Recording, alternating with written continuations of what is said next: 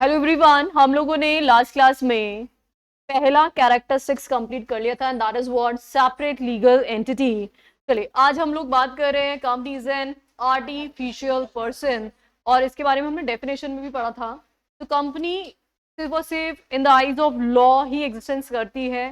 It's not a natural person और ये natural person नहीं है। It can not be seen, it can not be touched, है ना, it can not be felt. It's just existed in the eyes of law.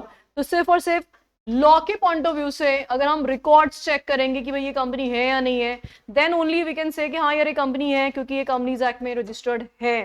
बाकी physical existence किसी भी company का नहीं होता है। तो company is an artificial person created by law. It is not a human being but it acts through human beings. It is considered as legal person. अभी legal person है क्योंकि आइज ऑफ लॉ में exist करती है, तो इसलिए क्या क्या कर सकती है?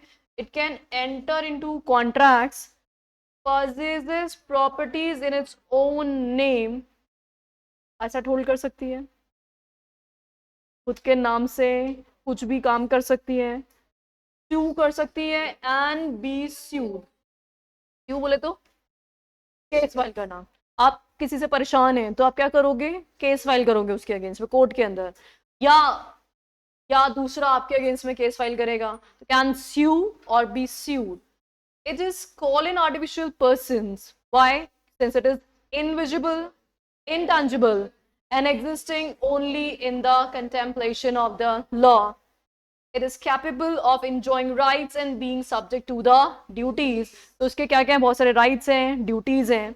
अच्छा, highlights क्या है? artificial person है, artificial person।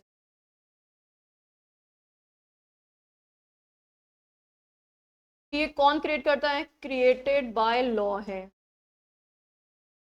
Created by law. तो क्या कर सकता है? ओन नेम में contract, asset, sue and be sued,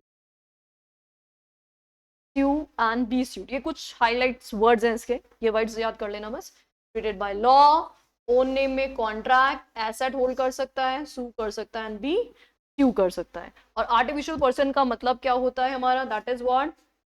intangible,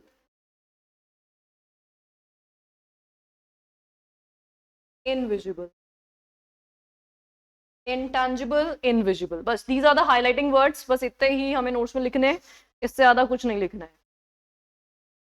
अब इसमें एक बहुत ही इंटरेस्टिंग सा केस दे रखा है, Union bank of India versus हादर इंटरनेशनल कंस्ट्रक्शन एंड अदर। अच्छा, नोटिंग डन है सबकी? Before we proceed with this case हमें we need to understand one term. बोलूं, हो गया डन सबका? चलिए, आपको पता है कोर्ट में दो टाइप की प्रोसीडिंग्स चलती हैं, सिविल और क्रिमिनल। तुमने सुना है क्या? दो टाइप के नॉन कंप्लाइंसेस होते हैं, एक होता है सिविल, एक होता है क्रिमिनल। बता सकते हैं मुझे सिविल क्या होता है और क्रिमिनल क्या होता है?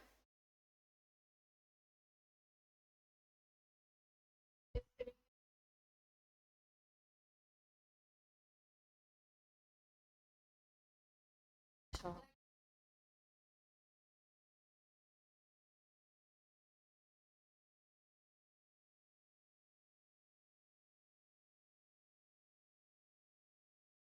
हाँ, दिस इज परफेक्ट डेफिनेशन। देखो, ये जो आप बहुत सारी बातें बोल रहे हो ना, ये फिट नहीं होती है proper 100%। Reason behind, company law में आप किसी इंसान का मर्डर नहीं कर रहे होते हो, है ना, टपकाया हो ना किसी को। कंपनीज एक्ट ऐसे लोगों पे तो एप्लीकेबल ही नहीं है। कंपनीज एक्ट किस पे एप्लीकेबल है? कंपनी पे। और कंपनी जब आर्टिफिशियल पर्सन है तो वो टपकाने तो फिरेगी नहीं लोगों को, है ना। तो इनविजिबल, इनएविटेबल, और लो जी इधर उड़ा दी क्लास को, है ना, नहीं पॉसिबल ना। तो इसका मतलब कंपनी जो काम करती है उसमें भी दो टाइप के नॉन कंप्लाइंस होते हैं, सिविल भी होते हैं, क्रिमिनल भी होते हैं। तो क्रिमिनल होते हैं जिससे पब्लिक एट लार्ज पे इम्पैक्ट पड़ता है, जैसे कोई फ्रॉड करना, फ्रॉडुलेंट एक्टिविटी करना, उसको हम कंपनी लॉ में क्रिमिनल मानते हैं, ठीक है। Whereas form timely file नहीं किया आपने, डिले कर दिया, ये सब सिविल मामलों में आते हैं। कोई कोई सेक्शन का प्रोविजन कंप्लाइंस करने से रह गया, दीज आर सिविल। तो सिविल को रिलेटिवली हम अंडरस्टैंड करते हैं जो प्राइवेट नेचर के होते हैं, लेस सीरियस नेचर के होते हैं, है ना, प्राइवेट नेचर के सिविल। एंड क्रिमिनल, अब क्रिमिनल में कौन सा फॉल करेगा? जैसे मान लीजिए आपने सोसाइटी एट लार्ज में गलत एग्जाम्पल सेट किए हैं। सोसाइटी एट लार्ज पे जिसका इम्पैक्ट पड़ता है उसको क्या बोलते हैं हम? क्रिमिनल। और इवन हर एक्ट के अंदर कुछ सिविल नॉन कंप्लाइंस होते हैं और कुछ क्रिमिनल होते हैं। तो कैसे पता चलेगा सिविल है या नहीं है? उसका भी अभी एक आपको टेस्टिंग चेक करा लेंगे कौन सा रीजन होता है। कोई मुझे पहले ये बता सकता है कि ये पेनल्टी और फाइन क्या होता है? नाम सुना आपने, पेनल्टी लगेगी, बहुत सारे सेक्शन में लिखा होता है फाइन लगेगा। तो ये पेनल्टी किस पे लगती है और फाइन किस पे लगता है? पेनल्टी, फाइन, क्या ये दोनों इंटरचेंजेबल टर्म्स हैं या ये डिफरेंट डिफरेंट टर्म्स है? What do you think? Different तो होंगे, ठीक है, डिफरेंट है, ये बिल्कुल सही बात है। अच्छा, क्या डिफरेंस है, कोई आइडिया?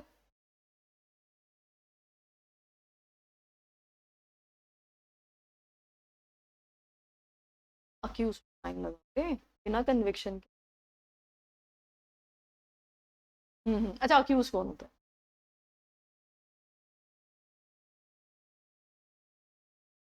दोषी नहीं है अभी, आरोपी, जिस पे आरोप लगाया गया है ना। दैट मीन्स जिस पे अभी डाउट है कि इसने शायद क्राइम किया होगा, लेकिन अगर वो गिल्टी प्रूफ नहीं हुआ तो भाई भेज देंगे हम उसको, फिर थोड़ा ना कोई सजा देंगे उसको। अगर हाँ गिल्टी प्रूफ हो गया तो कन्विक्शन होता है। अच्छा, अब बताओ ये पेनल्टी और फाइन क्या होता है? यस,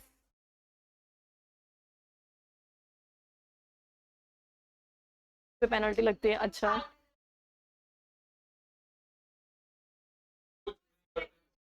रूल्स ब्रेक कर देंगे तो फाइन लग जाएगा, और है ना रूल्स ब्रेक नहीं करेंगे तो पेनल्टी लग जाएगी।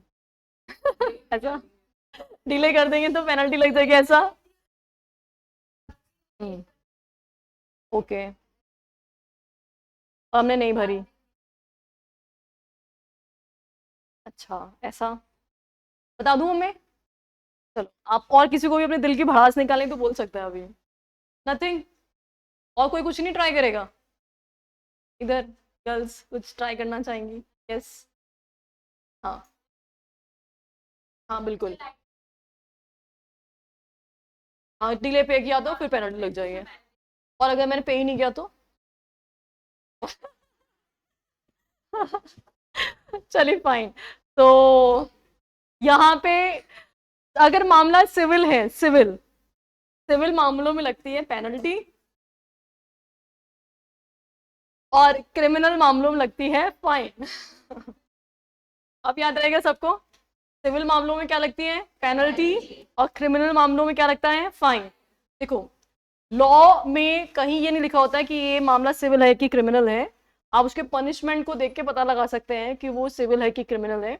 अगर उस सेक्शन के नीचे लिखा है in case of non compliance of this section it shall be penalised, penalised मतलब ये क्या हो गया? सिविल हो गया। तो या फिर defaulter shall be liable for a fine, criminal हो। समझ में आई मेरी बात?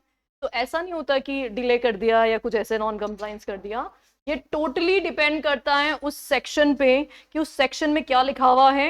अगर सेक्शन में पेनल्टी वर्ड यूज हो रहा है तो वो सिविल माना जाएगा, और अगर फाइन लिखा हुआ है तो वो क्रिमिनल माना जाएगा। अब एक और बात सुन लो, आपको पता है सिविल मामले कहाँ जाते हैं? हाँ हाँ, बोलो बोलो। हाँ, अरे वो फाइन वाइन नहीं होता, वो बोल देते हैं हम फाइन, वो हम बोलते हैं फाइन,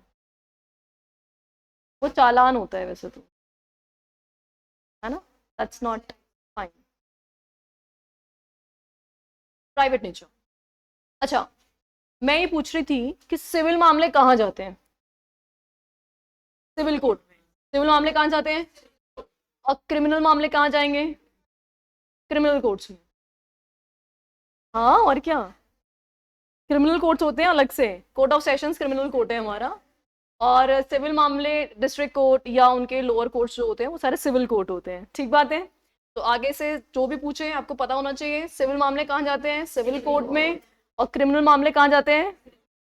अब सुनो, क्रिमिनल कोर्ट में तो फिर भी प्रोसीडिंग्स थोड़ी फास्टन होती है, लेकिन अगर सिविल कोर्ट में मामला चला गया, समझ लो आपकी जिंदगी बर्बाद है। तारीख पे तारीख और तारीख पे तारीख के अलावा कुछ होता ही नहीं है। एक मूवी है कि दामिनी की, है ना, सन्नी देओल की, उसमें वो है ना ऐसे जोर चिल्ला चिल्ला के बोल रहा है कोर्ट पे हमें क्या मिलता है, तारीख पे तारीख तारीख पे, ऐसे ना इतने ड्रामे कर रहा था वो वहां पे। वैसे वो सच है, बट ऐसे कर नहीं सकते आप कोर्ट के अंदर जज के सामने। This is called contempt of court, है ना। तब जज बैठा है और एडवोकेट की इतनी हिम्मत कि जज के सामने चिल्ला करके, है ना, बिल्कुल ही गलत बात है। पर हाँ, ये सच्चाई है हमारी जुडिशरी की कि सिविल मामले सलटते ही नहीं है। इजी से इजी अगर केस चला जाए ना, सिंपल से सिंपल, जिसमें कोर्ट को कुछ नहीं करना, साइन करके देना है बस, वो उसको सलटाने में 2-3 साल लगा देंगे। और जहाँ डिस्प्यूट है तो 10-12 साल तो नॉर्मल सी बात है, थोड़ा ज्यादा डिस्प्यूट है तो 50-60 साल भी लग सकते हैं। अब आप सोचो, प्रॉपर्टी के मामले जो होते हैं ना, प्रॉपर्टी के मामले, मान लो एक इंसान ए है, उसने केस फाइल करी प्रॉपर्टी मेरी है, बेचारा वो ऊपर पहुंच गया है, उसका बेटा केस लड़ रहा है, वो भी ऊपर पहुंच चुका है, उसका पोता केस लड़ रहा है, उसके भी ऊपर पहुंचने के दिन आ गए और अभी तक जजमेंट नहीं आ रहा है भैया केस के अंदर। आप सोचो, हमारे HUF में मैक्सिमम आप देखेंगे सिविल केसेस चल रहे होते हैं। हिंदू अनडिवाइडेड फैमिलीज की जॉइंट प्रॉपर्टीज जो होती है उनके केस सालों साल 10, 20, 25, 30 साल आराम से चल जाते हैं। तो डेफिनेट सी बात है, सिविल कोर्ट्स में मामला जाना मतलब समझ लो कुछ नहीं होएगा इस केस के अंदर। अगर आपको सामने वाले को अटकाना है ना, सिविल मामले कोर्ट में ले जाओ। किसी सामने वाले को परेशान करना है तो आपको तो जाओ सिविल कोर्ट के अंदर। अगर खुद को परेशान होना है ना, तो कतई सिविल कोर्ट का रास्ता अडॉप्ट नहीं करना चाहिए। तो मतलब सोचो, being a professional I am saying these words, है ना। तो ऐसे में जो नॉर्मल जनता है वो कितनी हैरस होती है। मेरी प्रॉपर्टी कोई हड़प के बैठा हुआ है ना, और मुझे अपनी प्रॉपर्टी खाली करवाने में 50 साल लग जाए। इंसान इतनी मेहनत क्यों कर रहा है अपनी प्रॉपर्टीज के लिए, पैसे के लिए, वो ही उसकी लाइफ टाइम में उसको ना मिले, तो कितना एक्सट्रीम हैरेसमेंट होता है। तो ऐसे में अगर कंपनीज के मामले भी कोर्ट में चलते रहे, सेबी के मामले कोर्ट में चलते रहे, RBI के मामले कोर्ट में चलते रहे, सलटारे हुए ही नहीं, तो that would be extremely pathetic situation for the judiciary, huge failure of all the laws. तो इसीलिए सेंट्रल गवर्नमेंट बोलती है भाई सारे मामले जो सिविल है कोर्ट में मत लेके आ जाना, सिविल कोर्ट में नो। हम एक स्पेशल अथॉरिटी सेटअप करेंगे, हर एक्ट की अपने एक स्पेशल अथॉरिटी होगी, and that is known as adjudicating authority.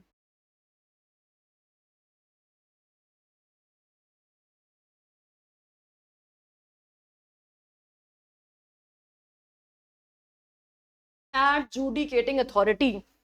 तो बेसिकली जितने भी सिविल मामले कंपनीज एक्ट के होते हैं, सेबी के होते हैं, RBI के होते हैं, वो सिविल कोर्ट में जाने की बजाय किसके पास जाते हैं, एडजुडिकेटिंग अथॉरिटी के पास जाते हैं। इसके पास जाने से फायदा क्या होता है, एक तो सिविल कोर्ट का बर्डन कम हो गया, है ना, स्पेशल अथॉरिटी है तो नॉलेज इनके पास है, एक्सपर्ट नॉलेज, स्किल्स इनके पास होती है। अब सिविल कोर्ट के जज के पास कोई नॉलेज नहीं होती भाई companies act, they are not having that much specific knowledge, they are having knowledge of CPC only। अब उसके पास कोई इनकम टैक्स का मामला पहुंच जाए, भैया उसको कुछ नहीं आता, कंपनीज एक्ट का मामला पहुंच जाए कुछ नहीं हो, सेबी, ओहो सेबी के मामले पहुंचे तो सेबी का तो ऐसा नहीं आता उनको, तो वो तो जिंदगी भर लगा देंगे उसको सेटल करते करते। फिर एक्सपर्ट ओपिनियन आएंगे तो भाई डायरेक्टली एक्सपर्ट को ही पहुंचा दो ना केस को। तो इसीलिए यहाँ पे रेस्पेक्टिव एक्ट्स में अपनी एडजुडिकेटिंग अथॉरिटी सेटअप की जाती है। तो यहाँ पे मामला एडजुडिकेटिंग अथॉरिटी को जाएगा और यहाँ पे जाएगा स्पेशल कोर्ट, तो जाएगा स्पेशल कोर्ट को। और ये स्पेशल कोर्ट वही होते हैं, क्रिमिनल कोर्ट्स ही होते हैं, ये कोर्ट ऑफ सेशंस होते हैं, court of session, session court जिसको हम बोलते हैं, वही यहाँ पे क्या होते हैं, स्पेशल कोर्ट्स सेटअप किए जाते हैं। जो प्रोसीडिंग सिविल कोर्ट में या एडजुडिकेटिंग अथॉरिटी के पास चल रही है उसको हम बोलते हैं एडजुडिकेशन। क्या बोलते हैं हम इसको, एडजुडिकेशन।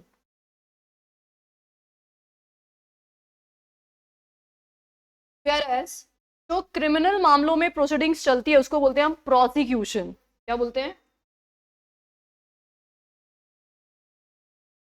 प्रोसिक्यूशन।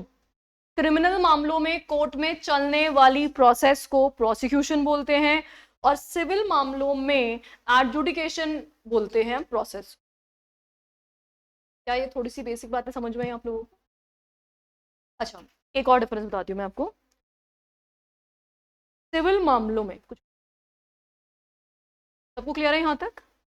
अच्छा, सिविल मामलों में जब भी हम केस फाइल करते हैं तो कोर्ट फीस लगती है। क्या लगती है?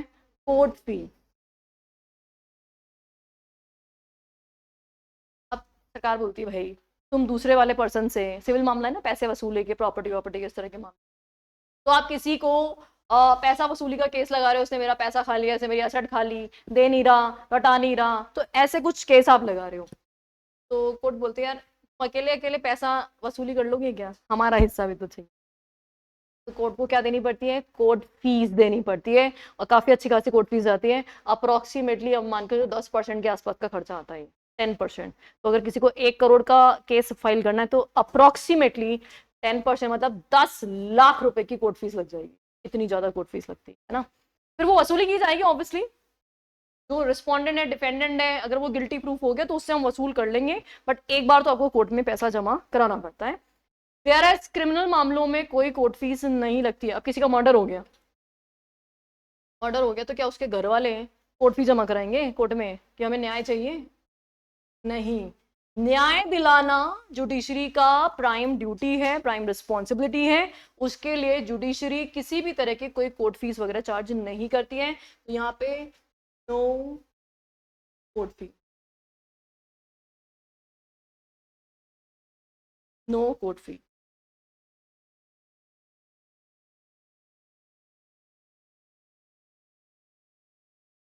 अच्छा, ये कुछ बेसिक डिफरेंसेस आप लोगों को समझ में आए क्या? श्योर है सब लोग? अच्छा, हाँ।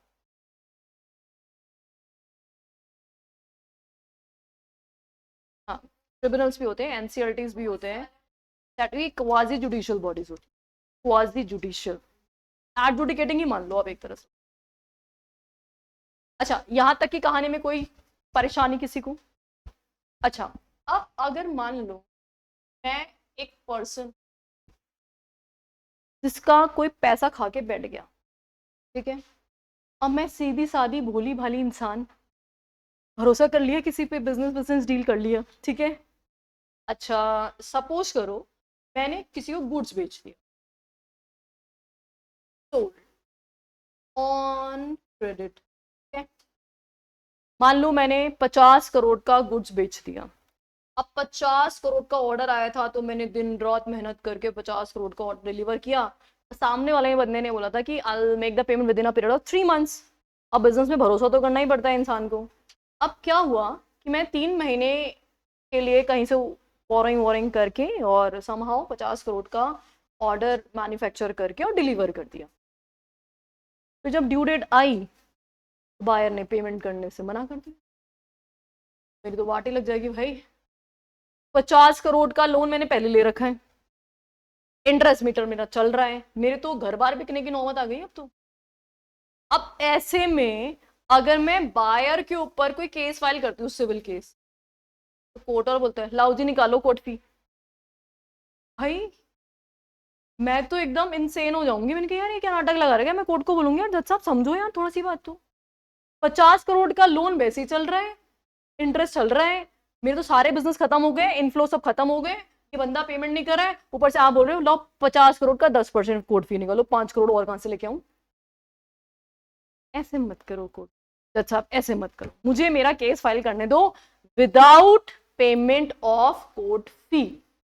मैं कोई झूठा केस नहीं लगा रही हूँ, मैं एकदम सच बोल रही हूँ, सच के सिवा कुछ नहीं बोल रही हूँ। और अगर आपको लगे कल को कि मैंने कोई धोखाधड़ी किया है तो मेरे नाम पे एक प्रॉपर्टी है जिसमें मैं रहती हूँ, आप ये मकान बिकवा देना, जिसकी आज मार्केट वैल्यू कम से कम 10 करोड़ है, पर आज की डेट पे आपको कोर्ट फी पे करने के लिए मकान तो नहीं बेच सकती ना। सही बात है ना। अगर मैं झूठी निकलूं तो मेरा मकान बेच देना आप, और अगर मैं सच्ची निकलूं तो आप सामने वाले से पैसा निकलवाओगे।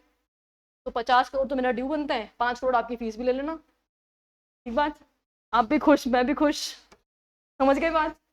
तो ऐसे में अगर हम ऐसी एप्लीकेशन लगा रहे हैं कि हम कोर्ट फी पे नहीं कर सकते, इसको बोलते हैं indigent person. Application as an indigent person, ये रहा indigent person, poor person. when you are not having resources of making payment of court fee, तो वहां पे आप कोर्ट से रिक्वेस्ट करते हो, क्या रिक्वेस्ट करते हो कि भाई हमारे पास पैसे वैसे नहीं बचे, भाई हम आपको फीस अभी नहीं दे सकते, हमारे पास एक ही असेट बची हुई है, आपके कोर्ट फी जितनी असेट तो है हमारे पास, अगर कल को हम केस हार जाएं तो कोई बात नहीं, आप हमारा मकान बिकवा करके आपकी कोर्ट फीस वसूल कर लेना, लेकिन अगर हम जीत जाएं तो डेफिनेट सी बात है आप सामने वाले डिफेंडेंट से पैसा वसूल करवा करके अपना कॉस्ट रिकवर कर लेना। बट फिलहाल प्लीज हम रिक्वेस्ट करते हैं कि हमें केस तो फाइल करने दिया जाए ताकि हम अपना मनी रिकवरी जो है कर पाए। Is it okay? अच्छा, तो CPC civil procedure code permission grant करता है कि कोई भी पर्सन जो कोर्ट फी पे करने में कैपेबल नहीं है वो इंडिजेंट पर्सन की तरह एप्लीकेशन लगा सकता है। Is it okay? अब मुद्दा क्या है यहाँ पे मुद्दा ये है, क्या कोई कंपनी भी इंडिजेंट पर्सन की तरह एप्लीकेशन लगा सकती है या नहीं लगा सकती, दैट इज द क्वेश्चन। तो इस रेस्पेक्टिव केस में यही डिसाइड हुआ था कि सीपीसी जो पर्सन की बात करता है, it's a wider term, it includes company also, इसमें कंपनी भी फॉल करेगी।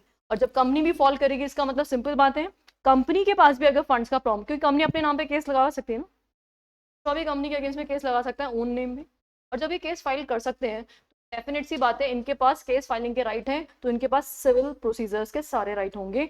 तो जो इंडिजेंट पर्सन के राइट्स होते हैं वो राइट्स यहाँ पे इंडिविजुअल पर्सन को भी मिलेंगे, तो साथ में कंपनी को भी मिलेंगे। ये समझ में आए सबको? In this case, the question which arose before the court was whether a company is entitled to sue as an indigent person. Dolly, fraud के केस में कोर्ट फी नहीं लगेगी क्योंकि क्रिमिनल केस है, क्रिमिनल केसेस में कोर्ट, चलिए क्या बोल रहा है ये, court was whether a company is entitled to sue as an indigent person under CPC। तो क्या सीपीसी के अंदर कंपनी को इंडिजेंट पर्सन की तरह एप्लीकेशन लगाने की परमिशन मिलेगी या नहीं मिलेगी, that is the question. The aforesaid order permits persons to file suit under the code as pauper, pauper बोले तो पुअर, pauper और इंडिजेंट दोनों का एक ही मतलब होता है। if they are unable to bear the cost of litigation, the appellant in this case had objected to the contention of the company which had sought permission to sue as an indigent person। देखो, जब company ने as an indigent person application लगाई तो जो opponent है, defendant है, उसने क्या बोला कि आप कंपनी है, आप as an indigent person application नहीं लगा सकते। तो इस मुद्दे को लेकर के केस हुआ और फिर कोर्ट ने बोला कि नहीं, कंपनी भी यहाँ पे क्या मानी जाएगी, परमिटेड मानी जाएगी इंडिजेंट पर्सन की तरह एप्लीकेशन लगाने के लिए। The point of contention was that the appellant being a public limited company, it was not a person within the purview of Order 33 Rule 1 of Code, and the person referred to only natural person and not the other jurisdiction person। तो ऐसा objection raise किया opposite party ने कि भैया आप natural person नहीं हो, आप कैसे इंडिजेंट पर्सन की तरह एप्लीकेशन कर रहे हो।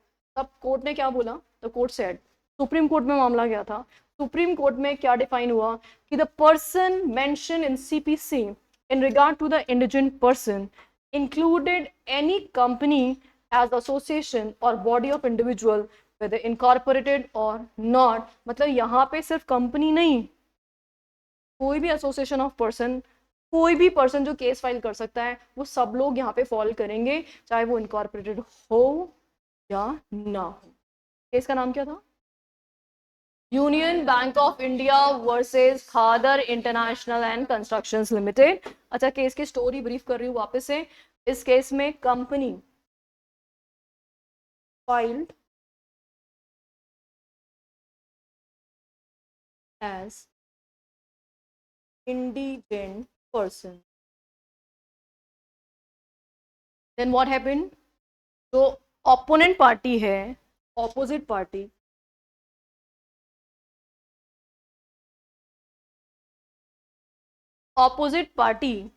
objected. ग्राउंड क्या था ऑब्जेक्शन का? Company artificial person,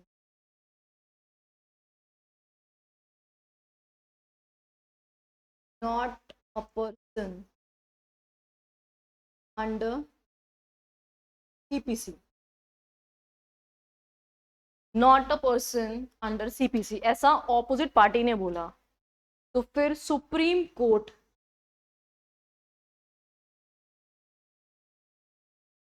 held person includes, कौन कौन इंक्लूड होंगे इसमें? नेचुरल,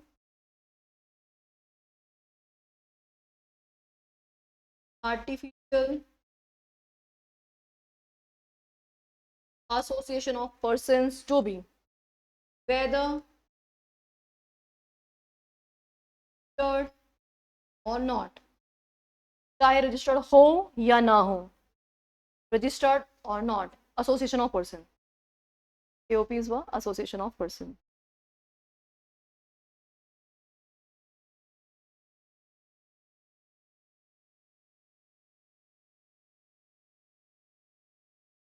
यहां तक लाइव वाले बच्चों को क्लियर है एकदम?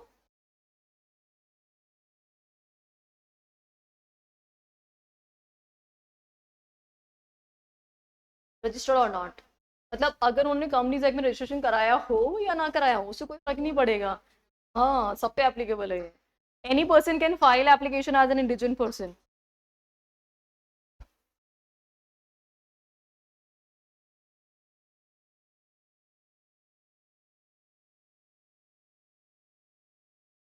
Association of persons, group of persons, ज्यादा शॉर्ट लिख दिया मैंने। एसोसिएशन ऑफ पर्संस को एओपी बोलते हैं। हाँ कोई नहीं, धीरे धीरे सीख जाओगे, ऐसी क्या बात है, अभी नए नए टर्म्स हैं, धीरे धीरे सब समझ में आ जाएगा। अभी आप लोग फुल फॉर्म लिख लेना, एसोसिएशन ऑफ पर्संस, ये तो पता चले कल वापस रिवाइज करो भूल गए ये क्या था।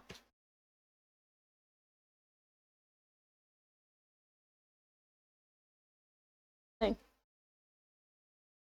एग्जाम में नहीं यूज करना है, एग्जाम में पूरा यूज करना है। यस, वेदर रजिस्टर्ड और नॉट,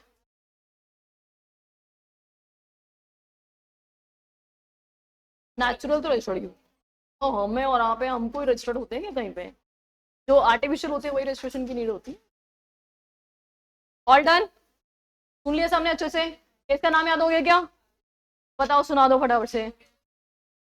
यूनियन ऑफ इंडिया नहीं, union bank of India versus Khader international and construction limited. Okay okay, case पूछ लूं? बेटा बताना केस का नाम क्या है अभी? Yes,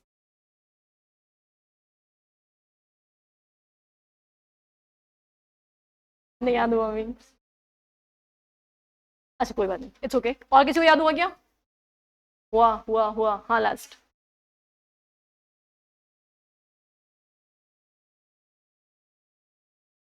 good. कौन सा बैंक है? Union bank of India. Union bank of India का नाम सुना है क्या सबने? यूनियन बैंक ऑफ इंडिया नाम का बैंक है हमारे देश में, है ना? अच्छा, उसके बाद क्या लगाना है? खादर इंटरनेशनल, है ना? अच्छा, कादर खान का नाम सुना है क्या? कादर खान, तो उसे याद करना है, Khadar, Khadar international and construction limited. Okay, ठीक है। The court observed that the word person had to be given its meaning in the context in which it was used, and being a benevolent provision, it was given an extended meaning. वो extended meaning लेना है, मतलब सिर्फ original person नहीं आएगा, सब लोग इसके अंदर फॉल करेंगे। फायदे की बात, लोगों का फायदा किसमें? जब हम इसको एक्सटेंडेड यूज करेंगे। ठीक है, चलो जी आगे बढ़ते हैं थर्ड कैरेक्टर 6 की तरफ, that is what? Perpetual succession. बोले तो लोग आएंगे, जाएंगे, पर कंपनी चलेगी चलेगी चलेगी और चलती रहेगी। अच्छा बताओ, सबसे पहले रिलायंस को किसने बनाया था? धीरूभाई अंबानी ने बनाया था। आज धीरूभाई अंबानी जिंदा है क्या? लेकिन रिलायंस चल रही है ना, और भी अच्छे से चल रही है। अच्छा, अभी कौन है प्रमोटर? मुकेश अंबानी। अगर कल को मुकेश अंबानी ना रहे, तो कुछ नहीं है। देखो, यूनिवर्सल ट्रूथ है, कभी ना किसी का नंबर आएगा, मेरा भी आएगा, सबका ही आएगा।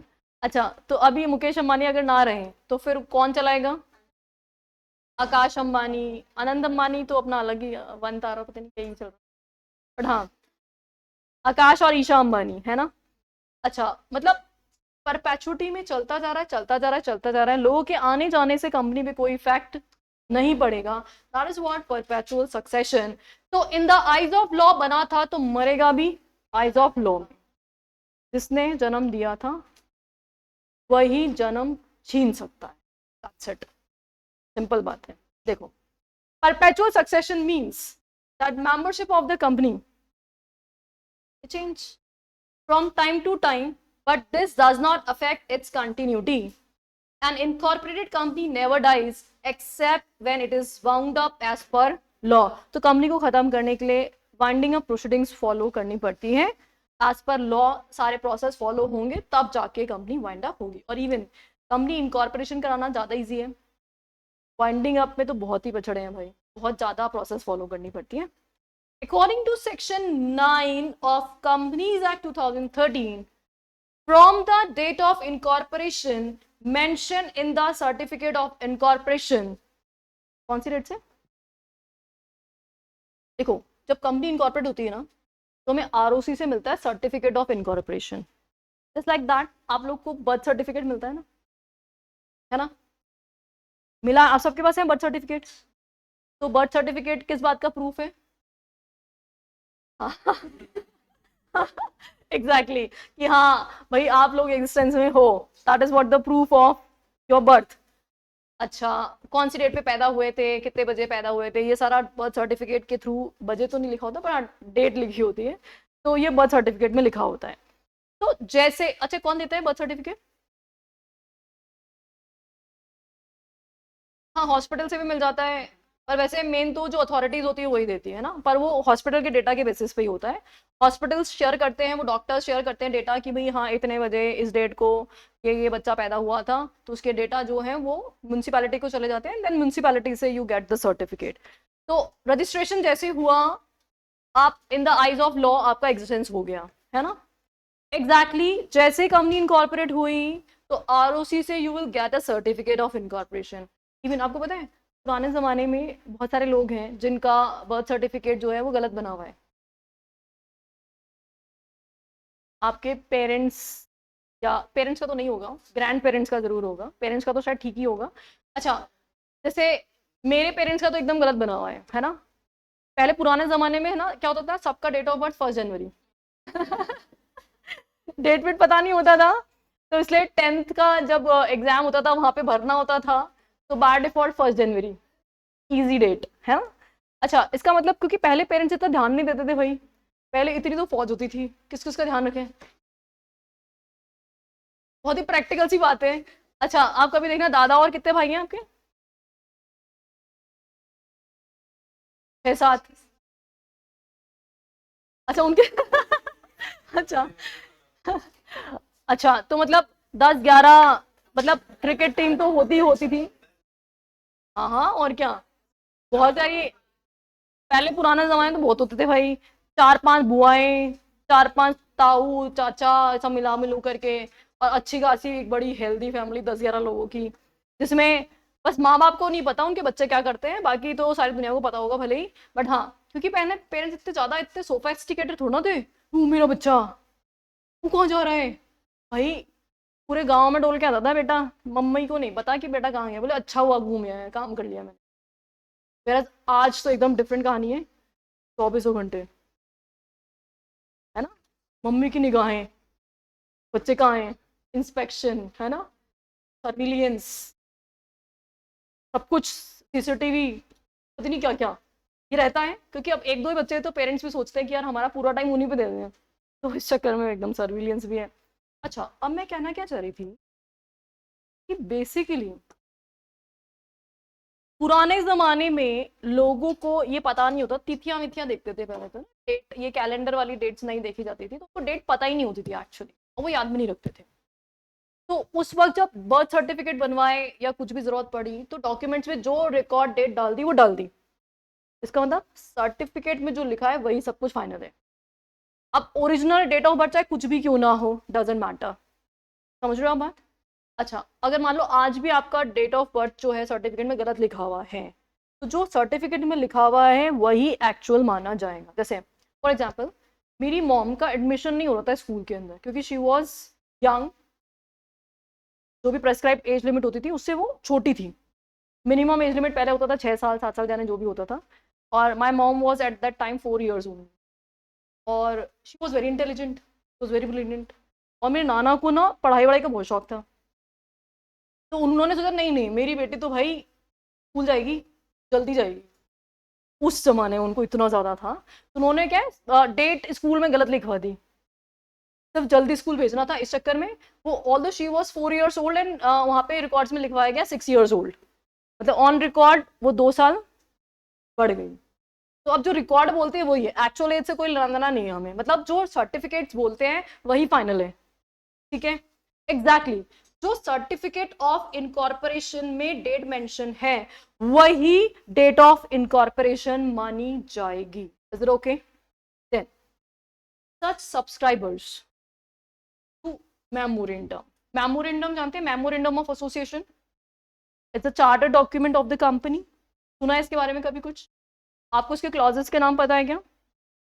मेमोरेंडम में नेम क्लॉज होता है, सिचुएशन क्लॉज होता है, ऑब्जेक्ट क्लॉज होता है, लाइबिलिटी क्लॉज होता है, कैपिटल क्लॉज होता है, एंड सब्सक्रिप्शन क्लॉज होता है ना? सब्सक्रिप्शन क्लॉज मतलब साइन होंगे इस पे। कौन साइन करता है? Members, subscribers. अच्छा, प्राइवेट कंपनी में मिनिमम 2 और पब्लिक में मिनिमम 7 सब्सक्राइबर्स साइन करते हैं, पता है ना सबको ये बात? तो ये लोग जो साइन करेंगे subscribers and all other persons as may from time to time become member of the company. तो कंपनी के मेंबर्स या तो सब्सक्राइबर्स बनते हैं, या फ्यूचर में अगर मैं कभी भी कंपनी के शेयर एक्वायर कर लूं तो क्या मैं कंपनी की मेंबर बनूंगी कि नहीं बनूंगी? Course बनूंगी। shall be a body corporate by name contained in the memorandum, और वो सारे के सारे मेंबर्स मिलकर के क्या बना रहे हैं? एक बॉडी कॉर्पोरेट फॉर्म कर रहे हैं, और उस बॉडी कॉर्पोरेट का नाम क्या होगा? मेमोरेंडम में लिखा होगा। क्या होगा? जो एमओए में लिखा हुआ है। Capable of exercising all the functions of an incorporated company under this act and having. अब देखो, मैं आपको एक सिंपल बात बता दूं, एक वर्ड था परपेचुअल सक्सेशन, ठीक है? वो एक वर्ड इस सेक्शन 9 में आ रहा था, पूरा उड़ा के सेक्शन 9 चेप दिया। पूरे सेक्शन से और कोई लेना देना नहीं था, सिर्फ ये वर्ड जो था परपेचुअल सक्सेशन, इसलिए इस सेक्शन का रेफरेंस आया बस। बाकी सारी बातें जो है इस पॉइंट से रेलेवेंट नहीं रखती हैं, बट सेक्शन 9 है, हमें अंडरस्टैंड तो करना ही है कि आखिरकार सेक्शन 9 बोलता क्या है। तो सुनो वापस से, सेक्शन 9 जो है क्या बोलता है? कंपनी कब एग्जिस्टेंस में आई थी? Date of exist. तो डेट कहाँ लिखी है? Certificate of incorporation. तो date mention in certificate of incorporation, certificate of incorporation. दूसरा, दूसरी बात क्या बोली इसमें कि कंपनी के मेंबर्स कौन कौन बनेंगे? मेंबर्स, एक तो subscribers of MOA,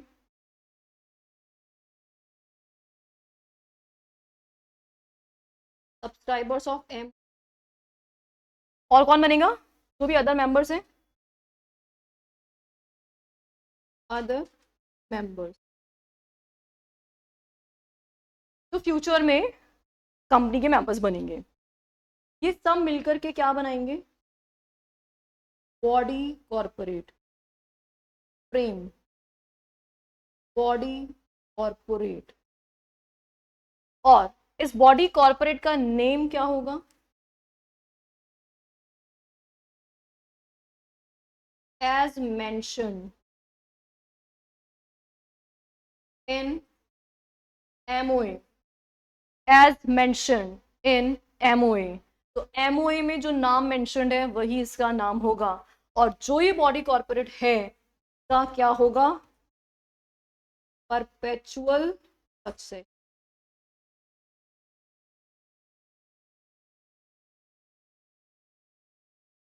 perpetual succession. 3 की हाइलाइट्स क्लियर है सबको?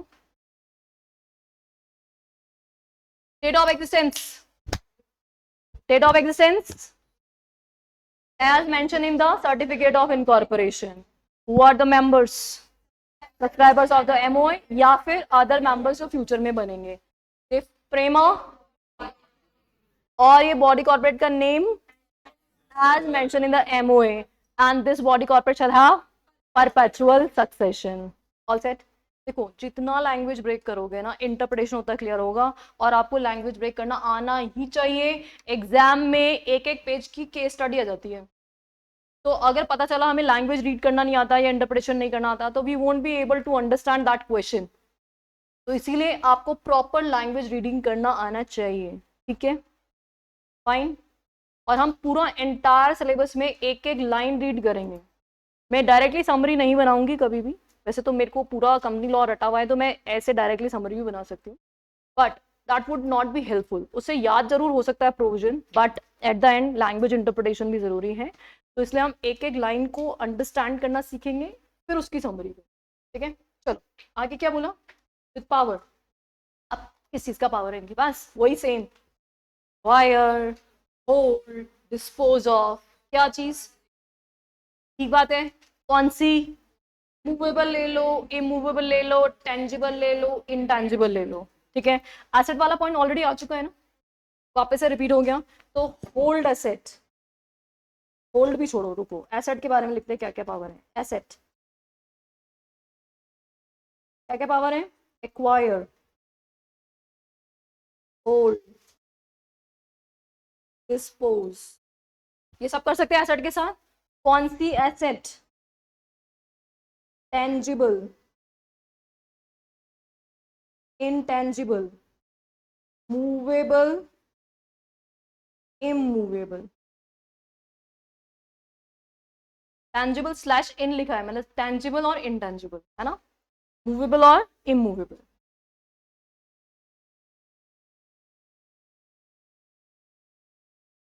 किसी भी टाइप के एसेट हो, और ये भी हमने पढ़ लिया स्यू एंड बी स्यूड, अभी लास्ट पॉइंट में भी हमने पढ़ा था स्यू एंड बी स्यूड, बहुत सारा रिपीटेड है सेक्शन 9 में, सारी बातें कवर है। Noting done. किसी को कोई परेशानी और लैंग्वेज इंटरप्रिटेशन में? देखो कंपनीज एक्ट के हिसाब से शेयर होल्डर कोई वर्ड होता ही नहीं है, कंपनीज एक्ट सिर्फ और सिर्फ मेंबर्स को डिफाइन करता है। तो इसका मतलब अगर आप सिंपली शेयर होल्ड करते हो और आपका नाम रजिस्टर ऑफ मेंबर्स में लिखा हुआ नहीं है, तो आप कंपनीज एक्ट के पॉइंट ऑफ व्यू से कुछ भी नहीं हो। तो आपका नाम रजिस्टर ऑफ मेंबर्स में लिखा हुआ होना जरूरी होता है, then only you become member. ये डिटेल है ना, नहीं नहीं सेम नहीं है, डिफरेंस है। हम लोग एक चैप्टर पढ़ेंगे, चैप्टर नंबर 5 मेंबरशिप, उसमें डिफरेंस बताऊंगी, शेयर होल्डर क्या होता है, मेंबर क्या है, हमारे कोर्स का ही पार्ट है। हाँ जी, ऑल डन, कोई कंफ्यूजन यहाँ तक? चल आगे बढ़ते हैं, ये रफ कर दूं।